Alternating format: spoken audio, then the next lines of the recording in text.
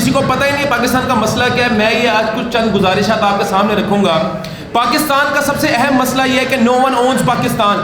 پاکستان کو آج تک کسی نے تسلیم ہی نہیں کیا.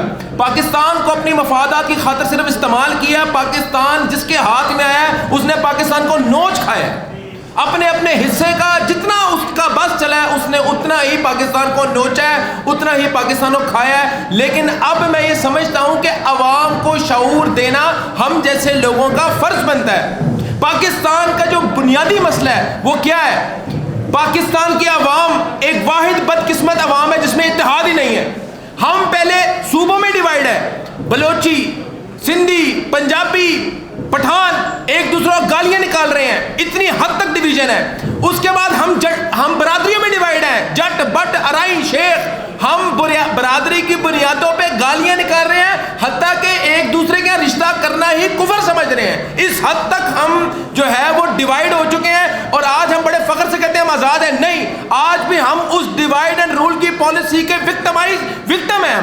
جو انگریز نے ہم لوگوں کے اوپر راج کرنے کے لیے ہم پہ اپلائی کیا تھا لا, وہ لا کیا تھا؟ Divide and role.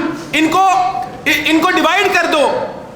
یہ ان کا اتحاد کبھی زندگی میں قائم ہی نہ ہونے جو, اور ان پر راج کرتے رہو. اور آج بھی جو ہم پہ حکمران مسلط ہے وہ اس انگریز فلسفی, وہ اس انگریز لا کو ہم پہ امپلیمنٹ کیے ہوئے ہیں. ہم لوگ سیاست کریں گے, ہم لوگ نہ کسی کو یوتھیا کہیں گے نہ کسی کو پٹواری کہیں گے. میں یہ کہتا ہوں بینگ اے پاکستانی, پاکستانیت کا تعصب قائم کرو. مجھے نہیں فرق پڑتا تم کس جماعت سے ہو, مجھے نہیں فرق پڑتا تم کس برادری سے ہو, مجھے نہیں فرق پڑتا تم کس مسلک سے ہو. ہم میں تم میں کم سے کم ایک چیز تو کامن ہے, وہ ہے کہ تم اور میں پاکستانی ہیں. لا الہ الا اللہ محمد الرسول اللہ کے کلمے تلے ہم ایک ہیں. ہمیں آج تک ایک پوائنٹ کے اوپر یونیفائی نہیں کر سکا. وہ تو میں سمجھتا ہوں کہ ہم مسلمانوں کو اللہ کا شکر ہے انڈیا پاکستان کا میچ ہی ہے جو ایک اکٹھا کر دیتا ہے. اس دن قوم ایک ہوتی ہے. انڈیا پاکستان کے میچ کے علاوہ قوم آج تک ایک پلیٹ فارم پہ نہیں ہوئی. ہمارے مفادات ایک ہیں. یہ حکمران سارے مل کے ہمیں بے وقوف بنا رہے ہیں, گمراہ کر رہے ہیں.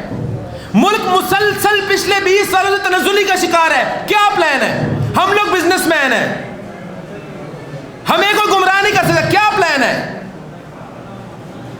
صرف ایک لالی پاپ دے رہے ہیں عوام کو کہ چیزیں بہتر ہو جائیں گی. ہمیں عوام کو بتایا جائے کیسے بہتر ہوں گی. What is the plan? آپ کے پاس کیا حکمت عملی ہے, آپ کے پاس کیا لائے عمل ہے ان چیزوں کو ریورس کرنے کا؟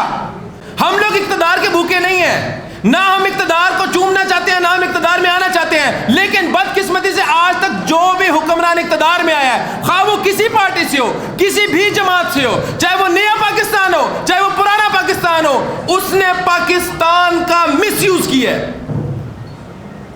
اس نے پاکستان کو اون نہیں کیا.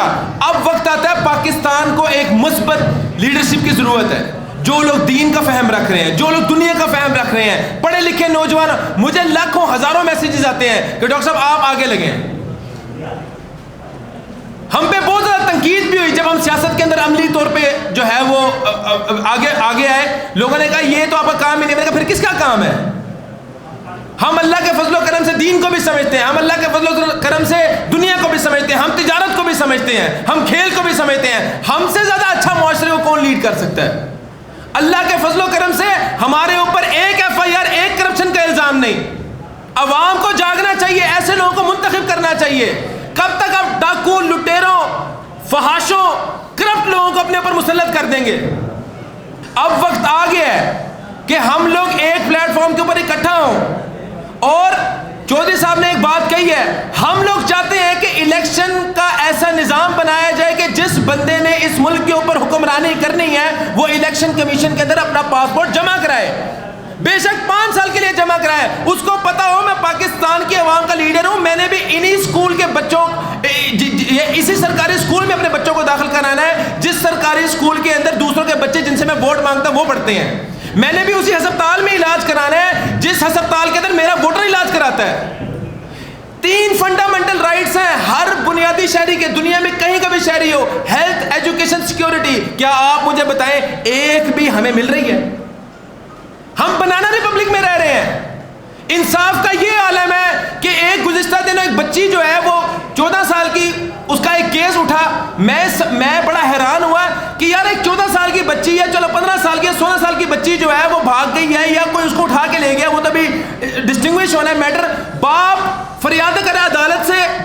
دکھا رہے کہ میری بچی مجھے دے دو اور کوئی قانون ہی نہیں. اس کی بچی اس کو واپس دلانے کے لیے کوئی قانون ہی نہیں ہے یہاں پہ. تو خدا را اپنی قوم کے اوپر رحم کریں. جو ماضی میں ہو گیا وہ ہو گیا. ہم لوگوں کا یہ منشور ہے, ہم لوگوں کا یہ اصول ہے, ہم لوگوں کا جو کارکن ہوگا, ہم لوگوں کی جماعت کے اندر جو لوگ شامل ہوں گے وہ کسی کو دھتکاریں گے نہیں, کسی کو گالی نہیں نکالیں گے. صرف اس بنیاد کے اوپر کسی کی کردار کشی نہیں کریں گے کہ وہ ہمارے سے نظریاتی اختلافات رکھتا ہے. ہم لوگ ایک دوسرے کی تربیت کریں گے. ہم لوگ اس معاشرے کے اندر اکیڈمیز کو فارم کریں گے. ہم لوگ کمیونٹی سینٹرز فارم کریں گے جہاں پہ لوگوں کی تربیت کی جائے, جہاں پہ تھوڑا بہت اسلام کا فہم دیا جائے.